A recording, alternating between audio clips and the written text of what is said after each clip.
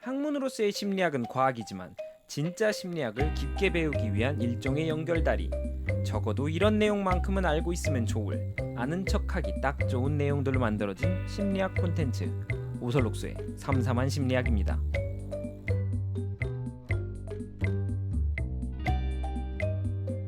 안녕하세요, 오설록수입니다. 네, 벌써 세 번째 만남이에요. 세 번째 에피소드의 주제, 이제부터는 본격적으로 성격 심리학에 대한 이야기를 하려고 합니다. 그래서 준비한 성격 심리학 그 첫 번째, 그래서 기질이 뭔데? 기질. 혈액형과 함께 성격 심리학의 문을 열었죠. 그런데 성격 심리학에서 빼놓을 수 없는 이야기가 바로 이 기질에 대한 이야기입니다. 여러분들도 아시겠지만 사람들은 서로 다르죠. 우리뿐만 아니라 갓 태어난 아기들도 그렇습니다. 성인들의 특성을 성격이라고 한다면 아이들의 특성을 기질이라고 합니다. 그렇다면 우리가 볼 수 있는 기질은 무엇일까요? 여러분들이 어린이집에 있다고 가정을 해보세요. 그리고 그림을 그려보세요. 저쪽에 아이가 하나 있네요. 저쪽에 있는 아이는 정말 잘 웃어요. 항상 방긋방긋이네요. 그런데 저쪽의 아이는 자주 우네요. 그리고 떼를 많이 써요. 다른 쪽을 더 볼까요? 저쪽의 아이는 예민하고 또 활발해요. 볼볼거리며 돌아다니고 있네요. 반면에 저쪽의 아이는 돌아다니기보다는 가만히 있는 것을 좋아하네요. 어떤가요? 여러분들께서 머릿속에서 그렸던 아이들의 모습, 바로 그 모습이 기질입니다. 기질에 대해서 조금 더 말씀을 드리면 유전의 영향도 받는다는 사실. 그렇다면 기질은 왜 중요할까요?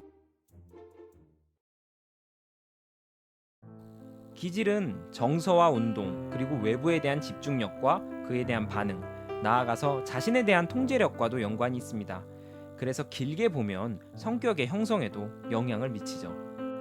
그래서 양육자의 양육 태도, 그리고 그와 함께 보이는 애착에 정말 많은 영향을 보이죠.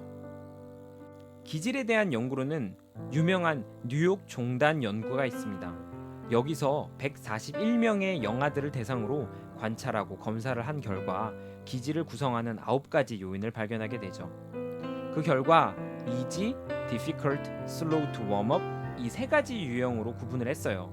물론 여기에서 우수하다, 부족하다의 개념은 아니니까 절대 오해하시면 안 돼요. 이렇게 아이들의 기질도 정말로 천차만별입니다. 그렇기 때문에 양육자가 얼마나 아이들의 기질을 잘 이해하고 있는지가 정말로 중요해집니다. 그 아이의 기질에 따라서 대처를 해야지만 아이의 성격 형성에 긍정적인 영향을 주기 때문이죠. 예전에는 기질에 대한 이해가 전혀 없었어요. 그렇기 때문에 아이의 성장에 대한 책임을 100% 양육자가 가져갔죠. 하지만 기질에 대한 이해가 널리 퍼지면서 아이의 성격 형성과 성장에 대한 것은 양육자뿐만 아니라 아이 자신의 기질도 매우 중요함을 알게 되는 계기가 된 것이죠. 제가 진행하는 다른 방송인 연쇄살인 엑스파일을 통해서 범죄자들의 어린 시절을 보게 되는데, 그럴 때마다 기질에 따른 교육의 중요성을 실감하고는 합니다. 물론 여러분들의 자녀가 그렇다는 것은 절대 아니니까 오해하지 마세요. 아이의 성격 형성에 매우 중요한 요소인 기질, 그리고 그 각기 다른 기질에 따라서 달라져야 하는 교육 특성. 어떠셨나요? 오늘의 요약입니다.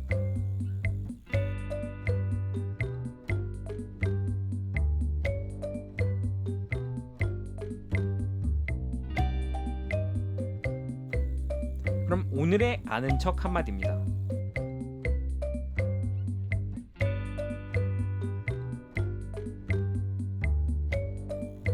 다음 시간에는 내 성격을 찾아서 라는 주제로 찾아뵐게요. 그럼 안녕.